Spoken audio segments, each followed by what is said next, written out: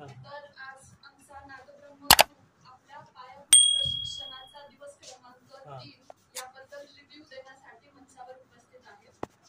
रोजप्रमाणे कालच्या दिवसाची सुरुवातही अत्यंत मंगलमय अशा सुरेल प्रार्थनेने झाली. त्यानंतर आपण 10 मिनिटांचं मेडिटेशन केलं.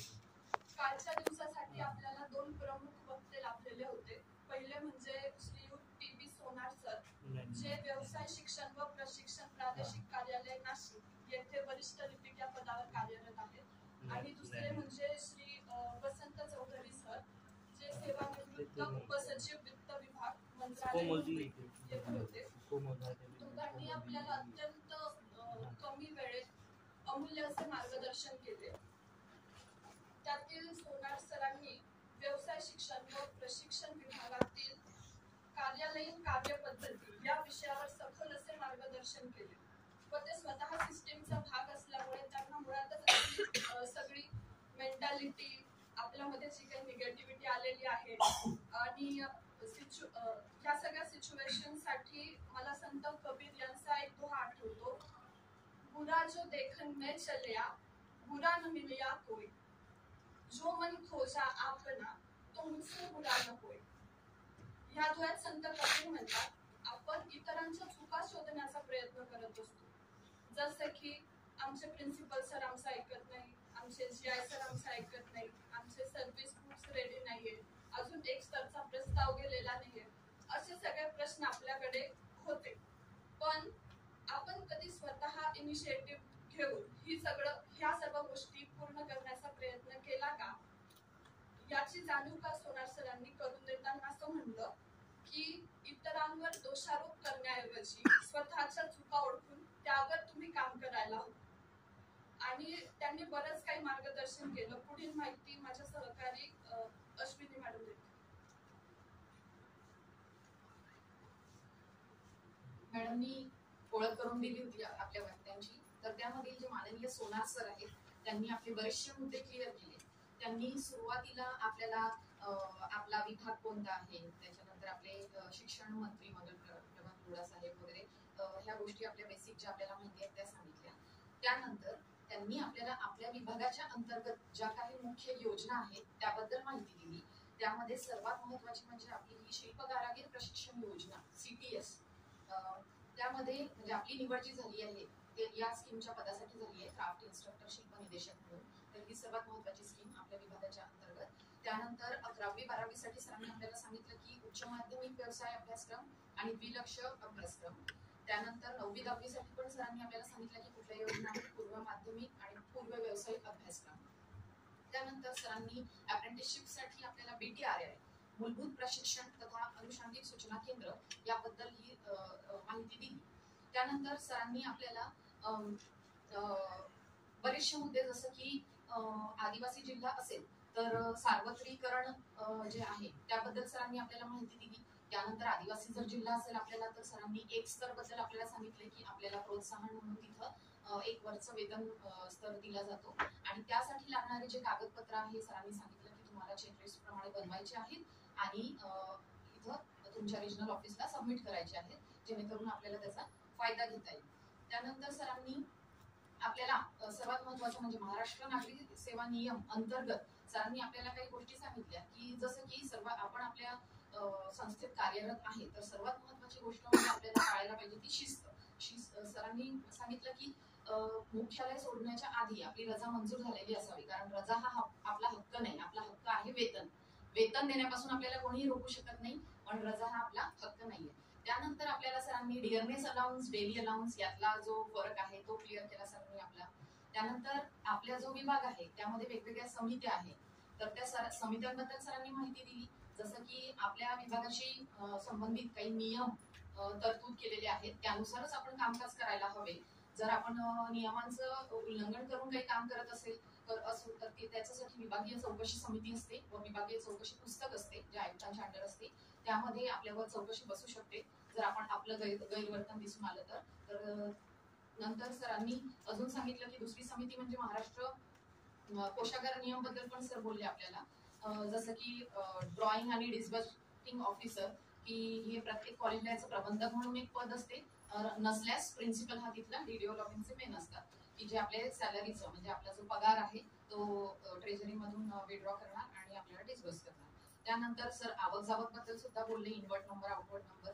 त्यानंतर सरांनी आपल्याला सेवा पुस्तिकेबद्दल सुद्धा मार्गदर्शन केलं की सेवा पुस्तिकेमध्ये आपण वेळोवेळी व्यवस्थित नोंदी घेतल्या पाहिजेत. जर ऑफिस मधून होत नसतील तर आपण स्वतःहून इनिशिएटिव्ह घेऊन करून घ्यायला पाहिजे आणि त्या नोंदी घेतल्याबरोबर प्रिन्सिपल सरांची सही सुद्धा घ्यायला पाहिजे, त्याशिवाय त्या नोंदींना काही अर्थ नाही. त्यानंतर सरांनी आपल्याला सांगितलं की भांडार पडताळणी समिती सुद्धा असते, त्या समिती अंतर्गत दर 3 वर्षांनी आपली ऑडिट सारखं होते. म्हणजे आपल्याला कुठलीही वस्तू सरांनी सांगितली की म्हणजे आपण आपल्या ताब्यात आल्याशिवाय तिथं सह्या करायला नको. म्हणजे भावनेच्या भरात घेऊन किंवा संबंध जोपासण्यासाठी जर आपण ह्या सह्या केल्या तर नंतर किती मोठी अडचण येऊ शकते, सरांनी याबद्दल आपल्याला मार्गदर्शन केलं. अजून वेगवेगळ्या समित्यांबद्दल सरांनी सांगितलं. सर्वात महत्वाची म्हणजे प्रत्येक संस्थेला महिला तक्रार समिती हवी. त्यानंतर सरांनी सांगितलं की भांडार समिती सुद्धा असते, ज्यातून आपण स्टेशनरी वगैरे आपल्याची मागणी करू शकतो. नंतर सरांनी पत्र विभागाबद्दल एक महत्वाचा पॉईंट सांगितला की आपल्याला जे काही पत्र येतात त्यामध्ये अ असेल तर ते आस्थापनाशी संबंधित असेल, ब असेल तर आर्थिक व्यवहाराशी संबंधित असेल, क असेल तर प्रशिक्षणाशी संबंधित असेल आणि ड असेल तर भांडाराशी संबंधित असेल. अशा खूप साऱ्या महत्वाच्या गोष्टी ज्या आपल्याला म्हणजे खूप आवश्यक होत्या, असं सरांनी मोलाचं असं मार्गदर्शन आपल्याला केलं आहे. यापुढे माहिती माझी सहकारी कोमल मॅडम सांगतील.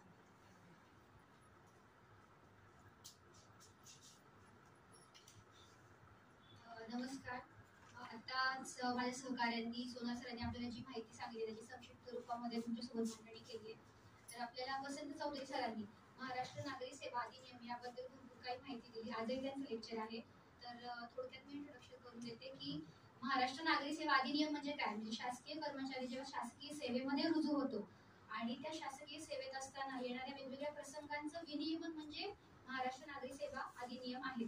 पण मग हे सुरुवात कधी झाली त्याचा इतिहास सरांनी थोडक्यात सांगितला होता. जसं की गव्हर्नमेंट ऑफ इंडिया ऍक्ट 1935 नुसार प्रत्येक राज्याला आपल्या आपल्या शासकीय कर्मचाऱ्यांसाठी नियम बनवण्याचा अधिकार मिळाला. तसाच मुंबई राज्याने सुद्धा 1938 मध्ये नियम बनवले. पण त्याच्यानंतर झालं असं की स्टेट रिऑर्गनायझेशन ऍक्ट म्हणजे राज्य पुनर्रचना कायदा जो 1956 मध्ये पारित करण्यात आला, त्यानुसार बऱ्याचशा शासकीय कर्मचाऱ्यांचं विस्थापन झालं. त्यामुळे त्यांना वेगवेगळ्या राज्यांचे नियम लागू पडले. मग आता याच्यामध्ये सुधारणा करायला हवी होती. तशी सुधारणा थोड्या सुधारणा होत गेल्या आणि मग 1959 मध्ये बॉम्बे सिव्हिल सर्व्हिस रूल हे तयार झाले. त्याच्यामध्ये पण पुन्हा अनेक सुधारणा होत गेल्या. त्याच्यानुसार महाराष्ट्र नागरी सेवा अधिनियम 1981 हे मूर्त रूपामध्ये आले. त्यामध्ये सरांनी 9 नियम सांगितले होते. त्यातले 6 असे की सेवेच्या सर्वसाधारण शर्ती म्हणजे सेवेत येण्या अगोदर शासकीय कर्मचाऱ्यांना त्यांचं वय, त्यांचा अनुभव, त्यांचं क्वालिफिकेशन बघितलं जातं. त्याचप्रमाणे सेवेत आल्यानंतर त्यांचं पोलीस व्हेरिफिकेशन, मेडिकल चेकअप होतं. मग आता सेवेत रुजू आल्यानंतर वेतन तर लागेल, वेतन नियम सुद्धा आहेत. त्याप्रमाणे पदग्रहण अवधी, स्वीयत्तर सेवा, निलंबन बडतर्फी, रजा नियम, निवृत्ती वेतन नियम आणि शेवटचे जे नियम आहेत जसं की स्थावर भत्ता, घरभाडे भत्ता, शासकीय निवासस्थानांचा ताबा आणि प्रवास भत्ता हे नियम अजूनही अंमलात आलेले नसल्यामुळे त्याला आपण अजूनही BCSR 1959 हेच वापरत आहोत. पुढील माहिती माझी सहकारी. जसं मॅडमने सांगितले इतके सारे नियम्स आहेत, तर त्या नियमांचा अभ्यास करण्यासाठी आपल्याला भरपूर वेळेची गरज आहे.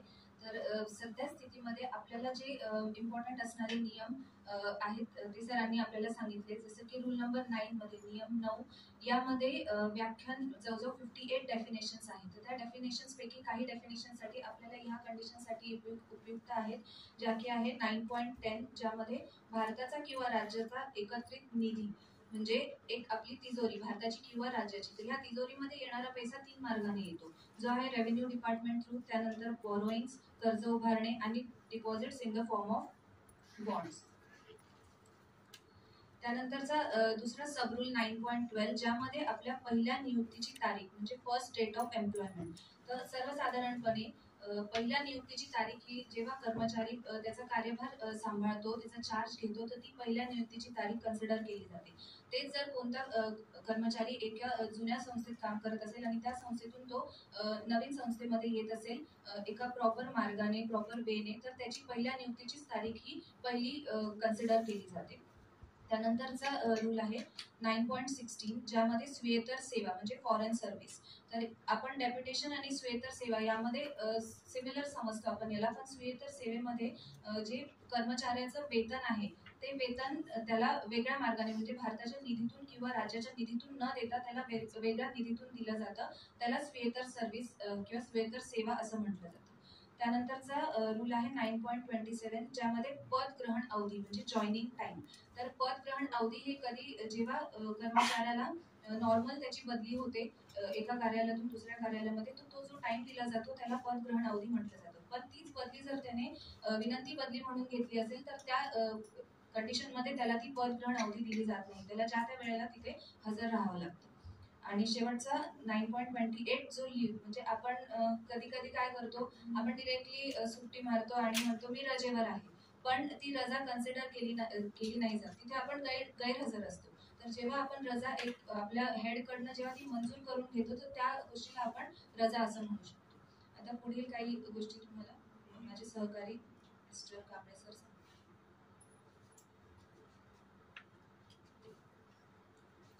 कर्मचाऱ्यांवर माहिती सांगणार आहे. कर्मचारी कामावर असेल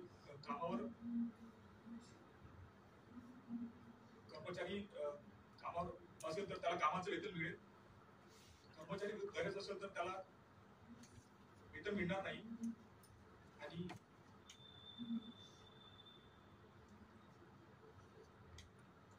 कर्मचारी रजेवर असेल तर त्याला रजा वेतन लागू असेल.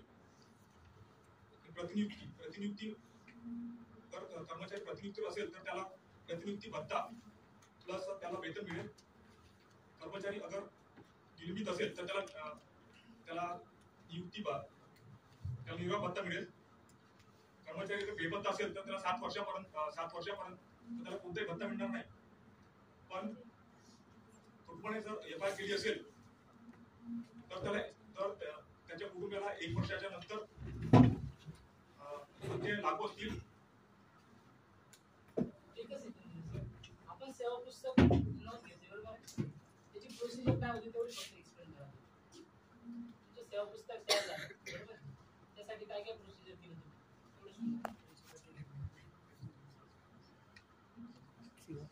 सेवा पुस्तकामध्ये वैद्यकीय प्रमाणपत्र, नाव, पत्ता, वैद्यकीय प्रमाणपत्र, शारीरिक पोलीस व्हेरिफिकेशन.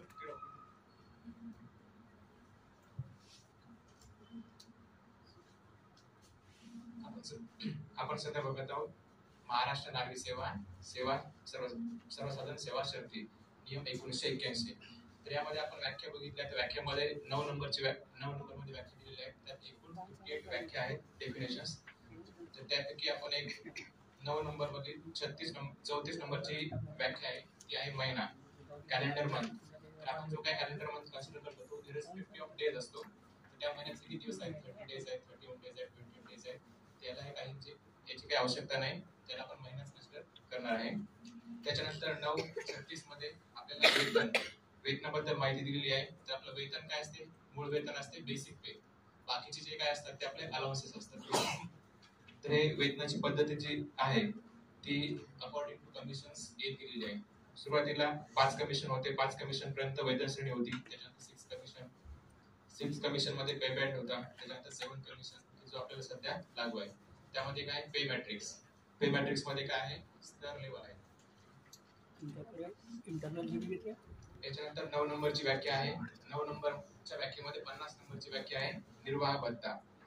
तर तो आपल्याला निर्वाह भत्ता कधी मिळतो, ड्युरिंग सस्पेन्शन, जेव्हा आपलं निलंबन झालेलं असते तेव्हा आपल्याला निर्वाह भत्ता मिळतो. त्याच्यानंतर आहे 9 नंबरच्या व्याख्येत 58 नंबरची व्याख्या, तर ती आहे प्रवास भत्ता. तर प्रवास भत्ता आपल्याला कधी मिळतो, जर आपण लोकहिताच्या दृष्टीने जर प्रवास केलेला असेल आणि तो आउट ऑफ आपला जो काही असतो ड्युटीचा स्पेअर त्याच्या बाहेर जर गेलो तर तो काय म्हणतो, प्रवास करता मिळतो. त्याच्यानंतर नियम नंबर 10. तर नियम नंबर 10 मध्ये काय दिलेलं आहे, सेवेतील प्रवेशाची वयोमर्यादा. तर वयोमर्यादा अकॉर्डिंग टू कास्ट असते, ठीक आहे, हे सर्वांना माहितीच आहे. नंतर नियम नंबर 11 ते 19 यामध्ये वैद्यकीय तपासणी, सेवा चालू ठेवण्यासाठी वैद्यकीय तपासणी करणे गरजेचे आहे. त्याच्या वेगवेगळे क्रायटेरिया त्यामध्ये दिलेले आहेत. त्याच्यानंतर नियम नंबर 20 ते 26 मध्ये धारणाधिकार बद्दल माहिती दिलेली आहे. नंतर नियम नंबर 27 कमी वेतन असलेल्या पदावर बदली किंवा अभिनय असते.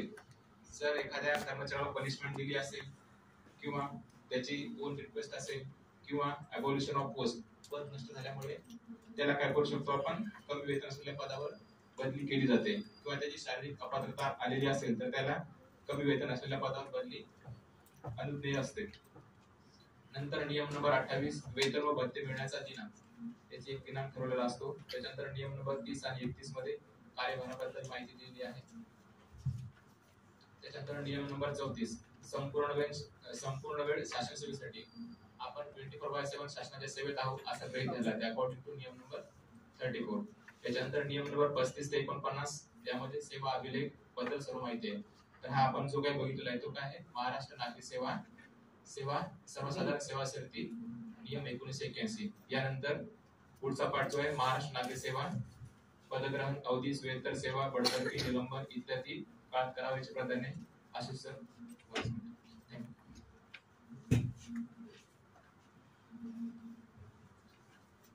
नमस्कार. रूल नंबर 9 सब रूल नंबर 27 यामध्ये आपण पदग्रहण अवधी पाहिलेला आहे. शासकीय सेवेत असताना आपल्या बदली होत राहतात. त्याच्यामध्ये प्रशासकीय बदली पण असते आणि विनंती बदली पण असते. पण जेव्हा विनंती बदली होते तेव्हा पदग्रहण अवधी हा आपल्याला लागू पडत नाही.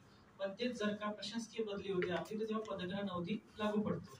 तर एकदा जो पदग्रहण अवधी आहे याची डेफिनेशन जर पाहायला गेलं आपण तर एखाद्या शासकीय कर्मचाऱ्याला जेव्हा एका पदावरून दुसऱ्या पदावरती नियुक्त केल्या जाते किंवा एका कार्यालयातून दुसऱ्या कार्यालयामध्ये जेव्हा त्याला नियुक्त केल्या जाते तेव्हा जो अवधी त्याला दिला जातो हजर राहण्यासाठी तो पदग्रहण अवधी असतो. तर यामध्ये विशेषतः दोन भाग पडतात. एक असतो तयारीसाठी आणि दुसरा असतो प्रवासासाठी. जो तयारीसाठी केला असतो तो 7 दिवसाचा अवधी असतो. यामध्ये त्याला सर्व तयारी करावी लागत असते आणि प्रवासासाठी जो असतो तो 2 दिवसाचा असतो. त्यामध्ये पण 2 भाग पडतात. 1 दिवसाचा अवधी जर त्याचं मुख्यालय बदललं नसेल तो त्याच मुख्यालयामध्ये असेल तर त्याला 1 दिवसाचा अवधी मिळू शकते. जसं की तो आयटीआयची जी संस्था आहे तो आयटीआयच्या संस्थेमध्ये फॉर एक्झाम्पल कलेक्टर ऑफिस मध्ये आहे आणि तो कलेक्टर ऑफिस मधून जर का तहसील ऑफिस मध्ये ट्रान्सफर झाली आहे, मुख्यालय तेच आहे, तर त्याला 1 दिवसाचाच अवधी मिळतो.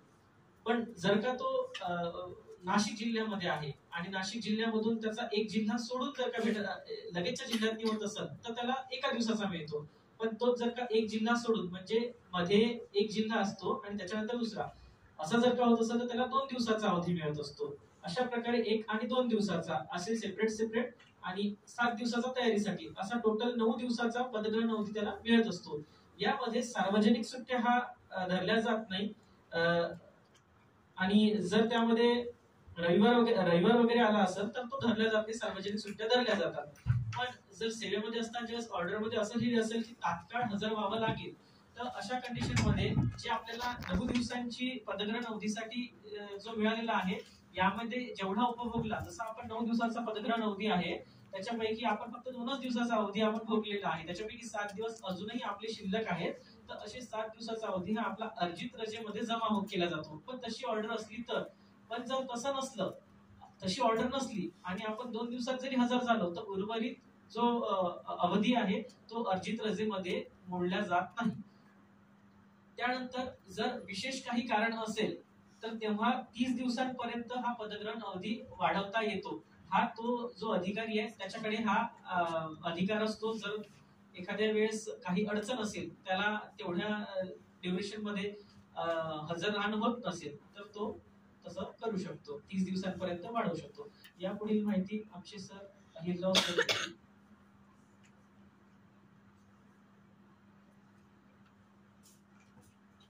नमस्कार. काल वसंत चौधरी सरांनी आपल्याला महाराष्ट्र नागरी सेवा नियमांच्या जी माहिती दिली होती त्याबद्दल सरांनी आता तुम्हाला पदग्रहण अवधी याबाबत माहिती दिली. पुढील भागात मात्र मी तुम्हाला निलंबन या बाबतीमध्ये माहिती देणार. जसं सरांनी काल सांगितलं होतं आपल्याला की शासकीय सेवेमध्ये असताना एखाद्या कर्मचाऱ्यावर निलंबनाची कारवाई केली जाते आणि त्या कारवाईच्या कालावधीत काही त्या निलंबनाच्या कालावधीत त्या कर्मचाऱ्यास जसं त्याचं वेतन रोखलं जातं, परंतु उदरनिर्वाहासाठी त्याला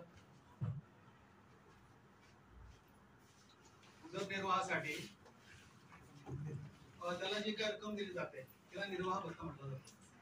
आणि ज्या कालावधीमध्ये त्याचं निलंबन झालेलं असेल त्या कालावधीमध्ये त्याला रजा देणं अथराईज नसतं. त्यामुळे त्याला जर कधी एक्स्टर्नल इमर्जन्सी मध्ये काही आवश्यकता असेल आणि जाणं गरजेचं असेल आणि मुख्यालय सोडणं आवश्यक असेल, अशा वेळेस मुख्यालय प्रमुख त्याला मुख्यालय सोडण्याचे आदेश पारित करू शकतात. थँक्यू.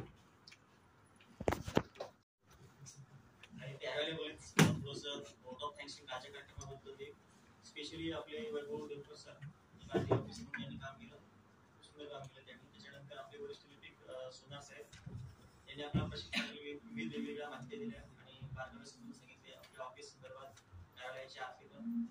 आणि त्याच्यानंतर दूरदर्शन स्टेशनला सर आले आणि सरांनी आपल्याला महाराष्ट्र नागरी सेवा 1981 जो लागू झाला पाठीमागला सरांनी आपल्याला पूर्ण हिस्ट्री रिवाइज करून दिली की इथपर्यंत आपण कसे आलो आणि हा अधिनियम कशा प्रकारे लागू होतो.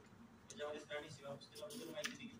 दुसऱ्या भागामध्ये त्यांनी आपल्याला त्या ठिकाणी पदग्रहण अवधी आणि सेवा निलंबन पद्धती सांगितल्या आणि सर आता परत आपल्यासाठी अवेलेबल आहेत.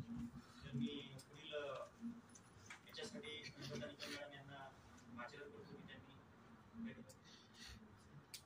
चालेल. चौधरी सर